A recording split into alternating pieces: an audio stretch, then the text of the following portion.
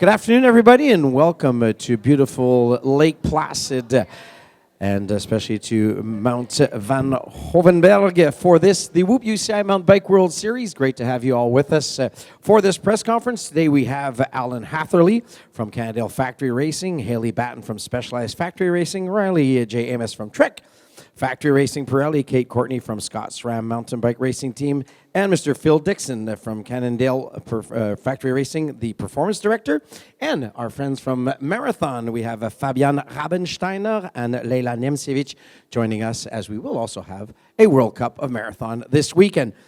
So first and foremost, welcome everybody. Great to have you all here. Hello, and Haley Batten is there. Yes, I skipped that one on the list. Sorry there, Haley. Haley Batten is there, also from Specialized Factory Racing. Great to have you all. Thank you for taking the time out. You're all dried up, I hope, now. It was really wet out there today. I'm going to start with Alan here today. Alan, Rainbow Stripes World Champion. Has that settled in yet? Yeah, I mean... Talk straight into it. Yeah, like that. Yeah, still feels unreal, and had to pinch myself a few times at home. And found myself leaving home with a normal Cannondale jersey, and then kind of realized, oh wait, I should actually be wearing the stripes. But yeah, no, just an unreal feeling, and good time at home, and good to be here, and looking forward to my first race in the jersey this weekend. It was, if I'm not mistaken, the first time a South African won a World Cross-Country Championship since Bury Stander back in 2009 as a U23. Was he in any way an inspiration for you as a rider? Yeah, for sure. I mean, when I was growing up and watching him race, setting the standard of where we could go with bike racing as a South African, it was really inspiration, and I wanted to follow in his footsteps. And it's been a long process, but I've managed to follow it slowly but surely, and then I think kind of gone one step above by taking the elite world title as well. So yeah, still a dream come true. Yeah, because you won, as we said, the E-mountain bike, but in the XCO it was the first time in a few years. We look at the lineup. It's been a pretty stellar year for South African cross-country. We think of Luke Moore's progression, Tyler Jacobs, Candice Lill, and yourself actually in Léger, if I was not mistaken, or was it Val di Sole, on the first line in every single U23 and elite race. So there really is something happening in South African mountain biking right now. Yeah, I think it's not so difficult. I think it's really difficult for us coming out of South Africa and racing and competing in Europe. Our level is not quite as high. We're not exposed to the same depth of field when we start our racing there. So getting comfortable with European racing or World Cup racing is quite a process, and I think it's the reason why we haven't really shined in our junior years. It's really coming like under 23 and elite is where the fruits of the perseverance really starts to show.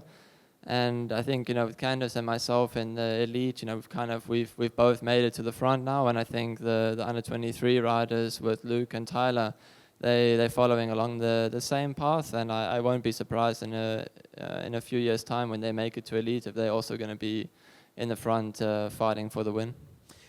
What was the reception back home? As you said, it might not be a sport that's at the forefront of the sports scene in South Africa, but what was the chat? Because there was the world title, there was the Olympic Games medal. What was the chat?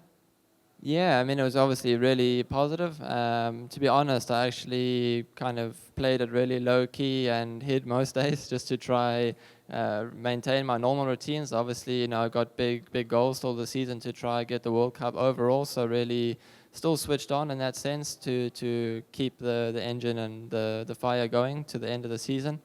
But yeah, for sure, I had people pulling over on the road, stopping to try congratulate me, and going out for dinner, and people just coming over and congratulating. And I did a small local race when I arrived just to see the people and see some friends and race with the guys that I normally train with. And yeah, I was really super proud and happy to be there and see all the little kids come over. And it was really inspiring for me as well to see the influence I've had on them. And yeah, it was super cool moment for me for sure.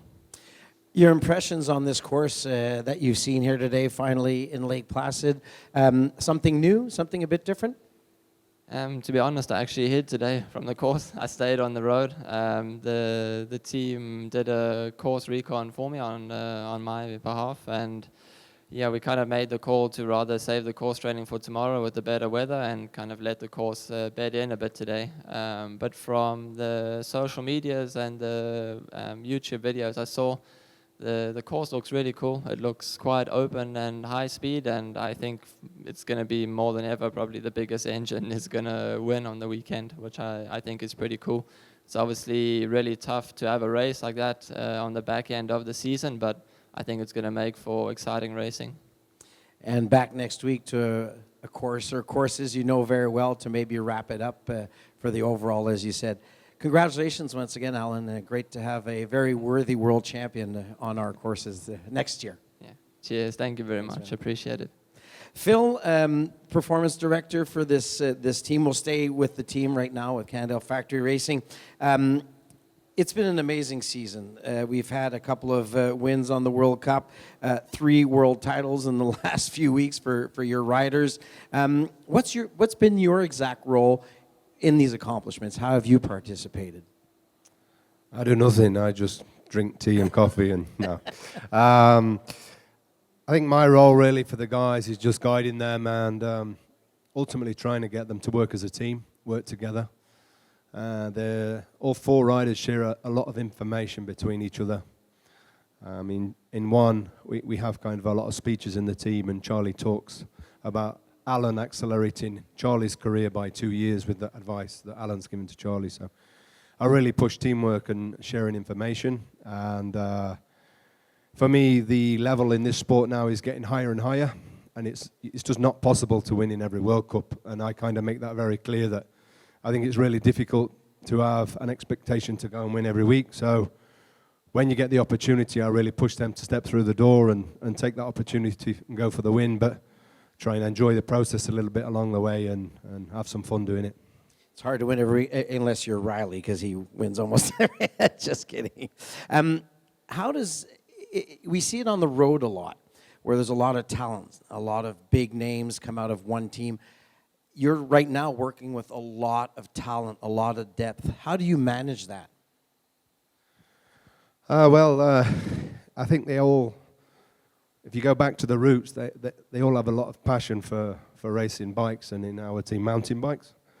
And I think if you keep it simple and don't overcomplicate the process, like I said, for somebody like Charlie, if you put a 4-hour road ride in his program, his head drops. And I think I include a lot of mountain bike, I include a lot of specific training. I try to get the guys. Alan rides a lot of motorbike, motocross. Simon rides trials bike.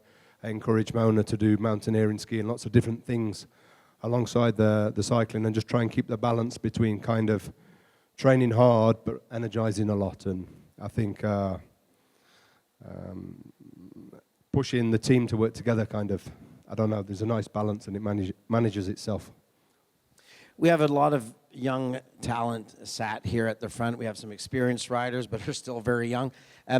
What is the change you've seen? Because you've still been doing this for at least a decade, maybe the British team or whatever. What's the biggest difference you've seen in the preparation, the way that these athletes prepare today? I mean, my first World Cup as a junior was in 1996 in Grundig World Cup in Plymouth. The race distance really has come down from 2.5, 3 hours down to kind of 1 hour, 20 minutes. I think there is, you can't really make a mistake in modern day mountain bike racing. If you cost yourself a little bit of time through a puncture or a crash, to think you can just ride back to the front, I think that's a big ask. So I think the margin for error now is minimal, and I think the skill level is really, really high. I think it's more technical, it's faster, so it's physically demanding, but you need a super big focus to kind of deliver on the high level. So it's really intense what these guys have to do, and I take my hat off to them. Fair play. Leila and Fabian, you come from cross-country mountain biking. The only really thing that changes is the distance. What Phil was talking about in your way of preparing for the longer distances, say, for example, last weekend's Marathon World Championships, where you had a lot of the World Cup cross-country mountain bikers coming over and doing it. Does it change your way of preparing? Because you have been riding for a few years now. Do you see a difference? Do you want me or Oh, Fabian? either you or Fabian, anyone. Yeah. Do you mean in terms of like the distance? Or? Well, the way that you would prepare for the marathon, do you approach it differently that when we have events for marathon, when you have like Haley that shows up, Yolanda Neff that shows up, Mon Ami Telvana that shows up, or do you still go about it with a focus that is specific to marathon? For me, it doesn't change because I have a specific way of racing. In my mind, I try to make the race as hard as possible because that always plays in my hands. So yeah, it doesn't go in the hands of the true marathon riders. So the World Championship doesn't change anything for me. It's as hard at the start as it is at the end. So for me, it's the same, of course. And then mentally, it's also easier when you're in that situation to go hard, whatever the race is. Yeah, in terms of World Championship, we prepared like really amazingly for it. We peaked for it, and I had a flat in the first 5 kilometers. So actually, you should be prepared for anything, no matter if it's a flat or if it's a terribly hard race. So for me, it doesn't change anything. I'm ready for any kind of racing. Fabian? Yeah, I think the preparation for marathon or cross country is not so different. Maybe the marathon racers have to concentrate also a little bit for the longer climbing. So maybe we have to do also some longer intervals. And for this, maybe also we are a little bit less punchy in a course like in snowshoe. And for sure, this is a great advantage for the cross-country riders. And it's not so easy to change the physiologic in a short time. So the having some of the cross-country athletes there in the Olympics distances changes the dynamics of the way a race unfolds. Yeah, for sure. The rhythm is much higher in the beginning of the race. And this changed a little bit our race, for sure, the dynamics and everything. So, yeah, but I think it's always nice if big champions from the cross-country come to race in the marathon. So they give us also a lot of visuality, and yeah, I think it's great. Have you seen the course here? Have you surveyed the course here? What are your thoughts, and how do they differ, these courses in North America, compared to what you have in Europe? Because we're often competing at altitude, much different weather conditions. How are your feelings based on what you saw in Snowshoe last week and what you're seeing here in Lake Placid? Yeah, I do only one lap now on the course yesterday. It's a really specific course, only really short climbs and a lot of big grass sections, some small trails near in the flat, so you have to pedal everywhere you can. And for sure will be a hard race mentally because the whole course is similar, so you have every corner seems like the other one, so for 4 hours inside there is maybe really mental game. So yeah, it will be a big fight. Do you see a difference also, Leila? Yeah, it's definitely different, but in terms of like the course profile, of course, it's fairly flattish, like short climbs, but I wouldn't say it's less hard, because it would be an extremely hard race, because you have to pedal all the time, there's no recovery. It's not a rolling terrain. So in my opinion, it won't be as rolling as Nove Mesto na Morave, and you need a lot of power, especially at the end of the season. So in my opinion, this is a different course. It's not something typical for marathon racing, but it's also a really good course to determine the best winner of the World Series. Talking about the winner of the World Series, it's still a battle with Vera again this year. Do you think you have the upper hand on this type of course versus Vera? Yeah, honestly, I think I have the upper hand on every type of course because I'm the better rider. I like that. So yeah, I really didn't care what the course will be. I know I'm better, so yeah, it is what it is. So I just have to perform and show it off in a race. For you, Fabian, Hector is still there. It's that same battle as Vera and Leila have. With all the rain today, do you think that will be something that will advantage you over somebody like Hector? I'm normally like the dry and the hot temperatures, so yeah, but also a little bit wet, I think it's not bad, so yeah, we will see. Now the weather seems good the next day, so we'll dry a little bit. We hope so. Best of luck to both of you. We'll now chit-chat with our American friends who are at home, and we'll start with, first and foremost, happy birthday, a few days late, to Haley Batten. Haley, how have things been since the Olympic Games? It was a big year for everybody. We've been back and forth. We've had continentals, races in Brazil, the Olympics, the World Cup. How have things been for you since that amazing day in Paris?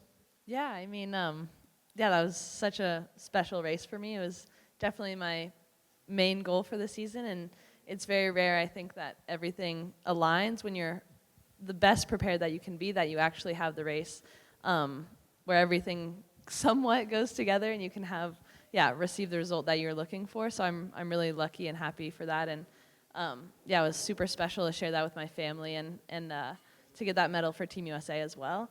I feel like the season has kind of flown by since then. There's a lot going on. You know, as Alan mentioned, you know, we pretty quickly went into World Championships, and then I raced Marathon Worlds last weekend, and then, yeah, here we are trying to finish up the World Cup. So in a way, it still hasn't fully, like, sank in, I think, but in a lot of ways, yeah. I'm super satisfied with my season, and I'm just trying to carry it on to the end. Kate, you've often been the bearer of the Stars and Stripes at the Olympic Games, at World Championships. What was it like to be sat outside the race this year and watch someone like Haley perform to a medal performance? Oh, tough one. Yeah, obviously, like, that was a goal this season to make the Olympic team, and came up a bit short. But I think, you know, coming up short to riders like Haley and Sevilla and watching them have just incredible starts to the season, and then to see Haley represent so well at the Olympics was the next best thing, for sure.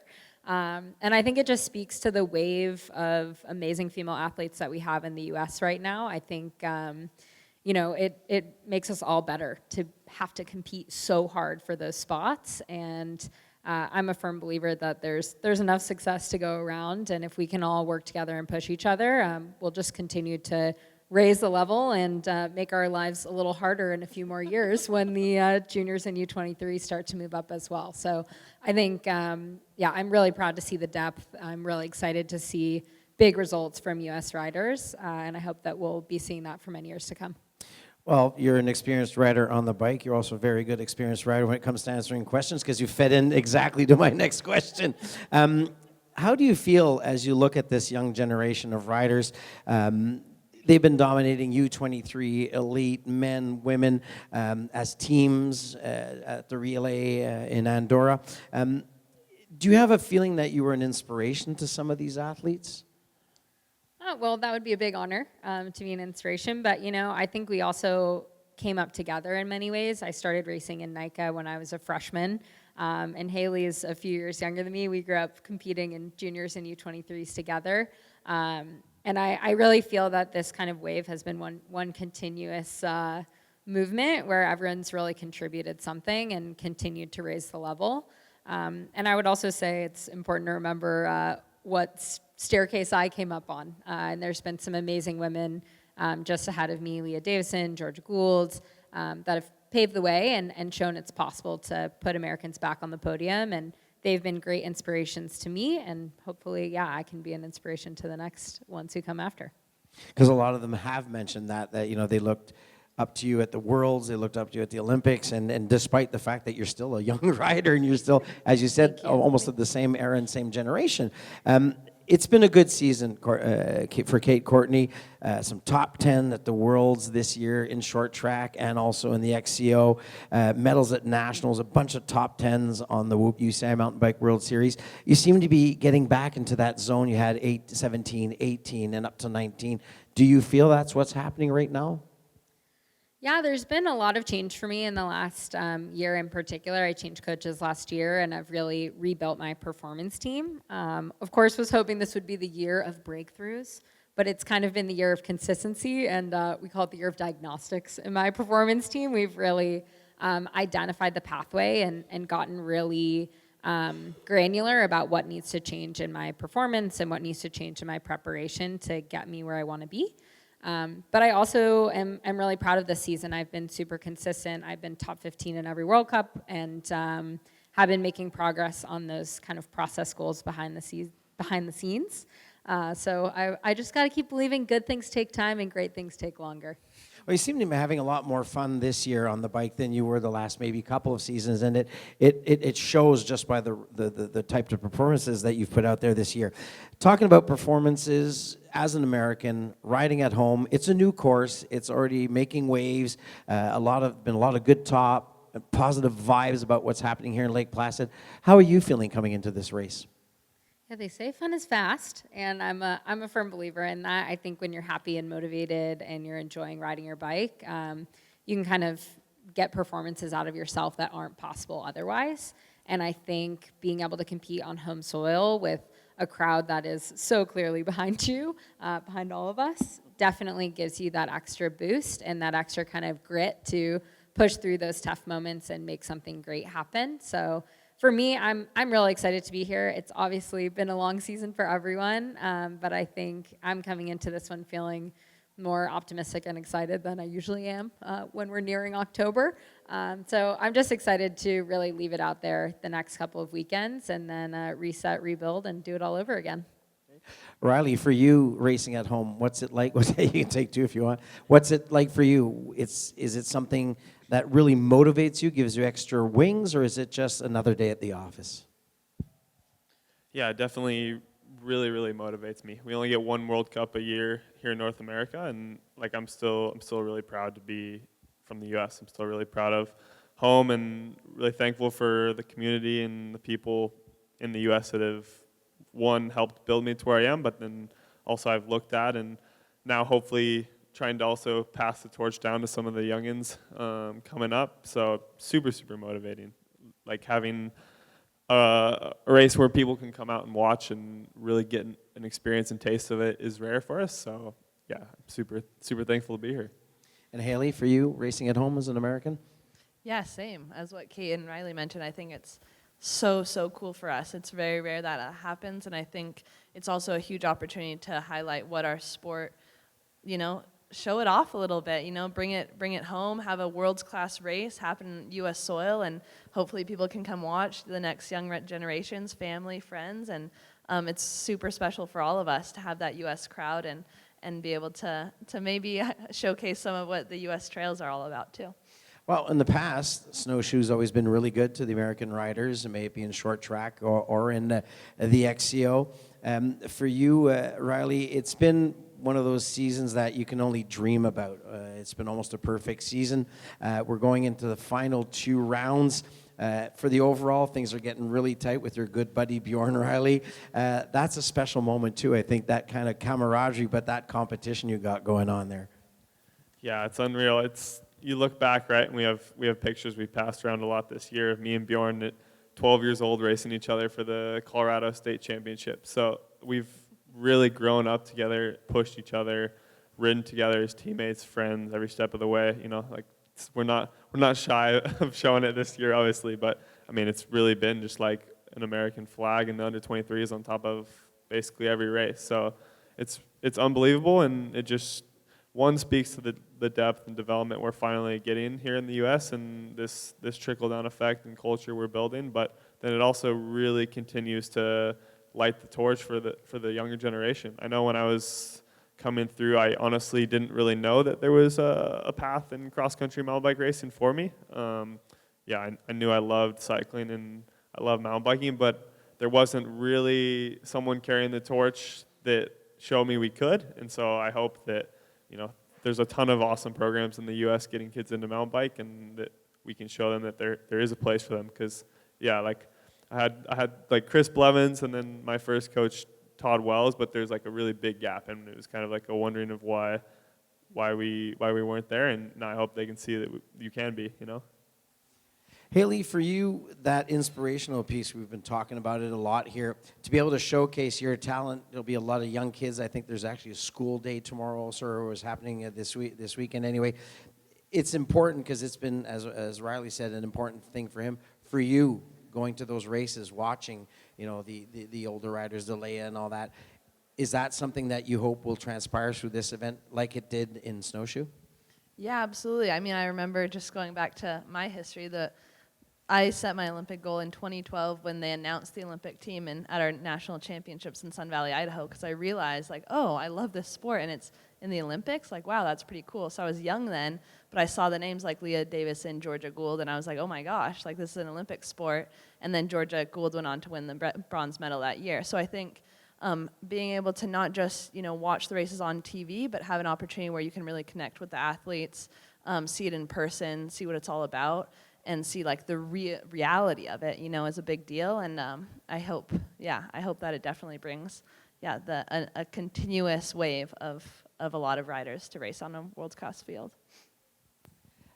For you, Riley, when it comes to this season, it's kind of your last hurrah in the U23 category. But the way it's gone, the Olympic berth, winning a world title, the World Cup's been absolutely extreme. It's been fantastic. Are you feeling very comfortable now moving to the next step, the elite category next year? I wouldn't say comfortable, but definitely like a little bit of a weight off the chest, to show that we can make the jump. I think you've seen some really, really unbelievable rides in the under 23s the last couple of years, guys and ladies just absolutely dominating, and then kind of struggling to find their feet for the next couple of years. And so like that's definitely been something on my mind. And it was one race, with the reduced field, but it went really well, and it was cool to get amongst it and have that experience. And like you said, it's been an absolutely incredible year. We've had a ton of success that maybe I didn't even dream of in the beginning, but it wasn't perfect, and it's been really close every step of the way with Bjorn, with other guys, right? Luca just won the cross country title, so there's been hiccups, and I think as an athlete you're never satisfied, but I can look back really happy and content on what a great year it's been, and wear this short track rainbow jersey every day for the next 2 weeks, right? So to ask you, it's going to be goosebumps when you pull that one on your shoulders. When it comes to the course, your personal take on what you've seen out there. I know a lot of you really enjoyed Brazil. It was something a bit different, something a bit funky. Are we getting the same feel here in Lake Placid? It could be anybody, Alan, Kate, Haley. Kate said that she liked fast is fun, so we got that. That's in. Yeah, I mean, I jumped on the track today. I don't know how many people did, but yeah, it's something different for sure. Like I really love and thrive on like technical tracks. Like I grew up on the mountain bike and like love a little bit of fear and a little bit of skill. Not just legs deciding the race. So maybe it's a little different, but I think it's going to make a really good race. There's a ton of good climbing, some good flow. Like you said, one section in the woods is really fun, and it'll be interesting how it shapes up throughout the week. So, yeah, it's cool. Kate, you had something to add about the course? I was just going to say, yeah, I think a lot of us gave the course some space today with the rain, which will hopefully pay off when it dries out and is more hard-packed this weekend. But I think that actually plays to what I imagine the course designers were hoping for, which is a fast race, a really physical race. I dusted off the hardtail, so I'm very excited about that choice and being back on a hardtail for a race. But I think, as racers, we want to be prepared for anything. We were talking about the possibility of flats earlier, which we don't want to have, nope. But we want to be ready for anything on race day, whether that's a super technical course, whether it's a dry course, a wet course, wet routes. We like those challenges, and I think different courses play to different riders' strengths, and that's what makes the racing so tight and so exciting. So I do think it's good to have variety, and for sure, I think everyone's talked about this being a more kind of fast and physical course, which will prove challenging at the end of the year. But I think, again, we'll also produce a really worthy winner. Ellie? Yeah, I mean, I think regardless, it's always cool to have a new track. Like, it's awesome to even the playing field in a way when some riders haven't been riding the course for years and years and years. So I think for everybody, it's fun to kind of figure out the course, pre-ride, try and get everything dialed as quick as possible with the short track and the XCO. We have to be pretty efficient about how we learn the track and make our plans for race day. So I think regardless, it's always cool to be somewhere new and experience new terrain. I think that's great.